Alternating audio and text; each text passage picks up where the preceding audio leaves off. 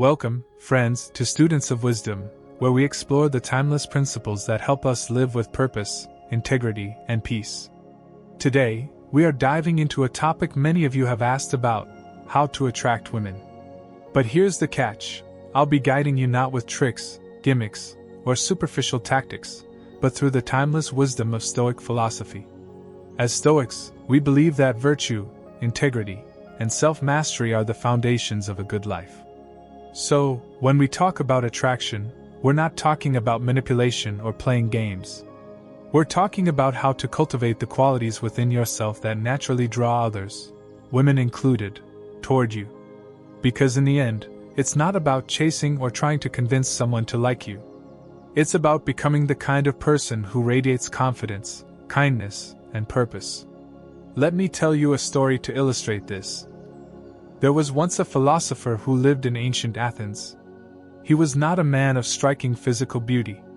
His clothes were simple, his home humble. But people, men and women alike, were drawn to him. One day, a young warrior asked him, "Why is it that I, with my strength and wealth, struggle to find companionship, while you, who have nothing, are loved by so many?" The philosopher smiled and said, "You have misunderstood the nature of attraction, my friend.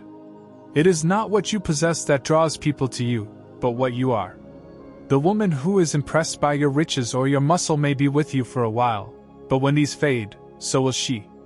But the one who is drawn to your character, your spirit, and your wisdom, she will remain, for these are things that last."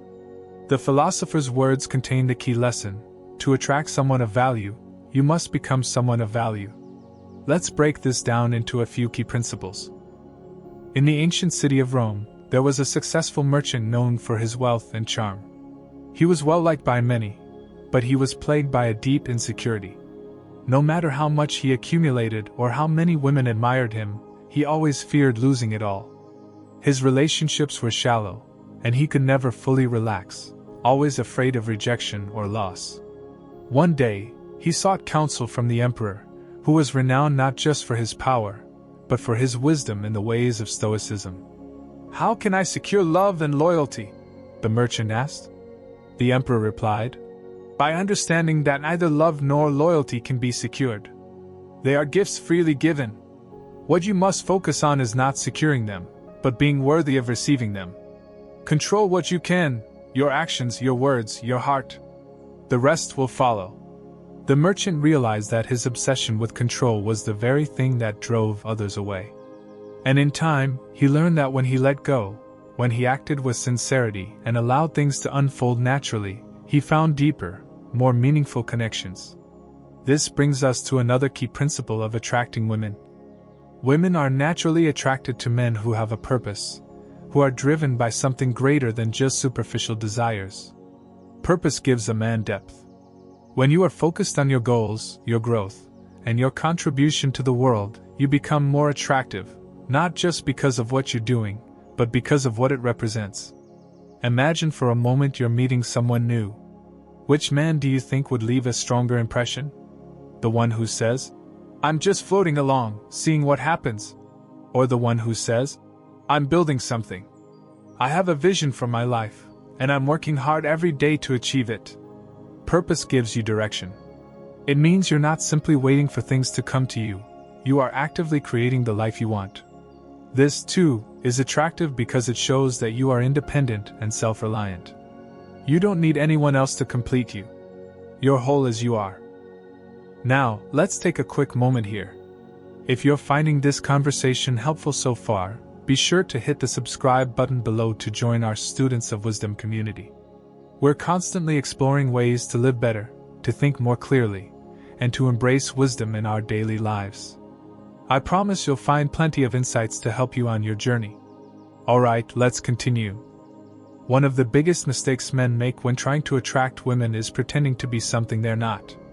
They put on an act, thinking that if they just say the right things or appear a certain way, they'll win someone over. But here's the thing, pretending is exhausting. And eventually, the mask slips. Instead of trying to be what you think others want, be yourself, completely, unapologetically. Authenticity is rare in a world full of people trying to impress each other. When you are genuine, when you are real, you stand out. I remember when I first learned this lesson. I was at a social gathering, trying to impress a group of people by telling stories that I thought would make me look good. But deep down, I felt fake, and it was clear that others could sense it too. One woman, in particular, seemed uninterested in everything I was saying. Then, halfway through the night, I stopped trying. I just started talking about what I really cared about, what I was passionate about. Instantly, the dynamic shifted. She started engaging, not because I was trying to impress her, but because I was being authentic. This is a simple truth: real recognizes real. Women, like all people, are drawn to authenticity because it's refreshing, and it shows confidence. This may seem obvious, but it's worth stating: women are not prizes to be won or objects to be conquered. They are human beings with their own desires, dreams, and complexities. When you interact with women as equals, when you respect their individuality and treat them with genuine kindness, you set yourself apart from the majority of men who see attraction as a game to be played. Think of your relationships with women not as conquests, but as opportunities for connection and mutual growth. Approach women with curiosity and respect, not with the intention to manipulate or control. I've learned over the years that true attraction isn't about making someone feel small or inferior. It's about building each other up. When you show that you genuinely care about who someone is, not just what they look like or what they can give you, that's when real attraction is born. Let me tell you one final story. There was once a Stoic philosopher who became acquainted with a courtesan, a woman known for her beauty and charm. Many men sought her company, offering her gifts, compliments, and wealth in exchange for her attention. The philosopher, however, treated her differently. He did not fawn over her beauty or seek to impress her with material things. Instead, he spoke to her as he would anyone else, with respect, with honesty, and with interest in her mind, not just her appearance. At first, she was puzzled. Why wasn't he like the other men? Why didn't he try to win her favor? Eventually, she asked him, "Why don't you seek my attention like the others do?"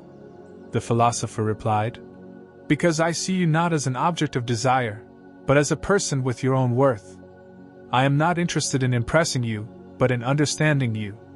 In time, they became close companions, not because of superficial attraction, but because of mutual respect and genuine connection.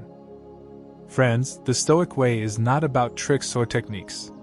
It's about becoming the best version of yourself. When you cultivate self-respect, focus on what you can control, lead with purpose, and treat others with kindness and authenticity, you naturally become more attractive, not just to women, but to everyone around you. Remember, attraction is not something you force. It's something you are. And when you live with integrity, confidence, and compassion, the right people will be drawn to you, effortlessly. Thank you for joining me today. If this message resonated with you, please take a moment to subscribe to Students of Wisdom, and continue your journey toward becoming the person you're meant to be.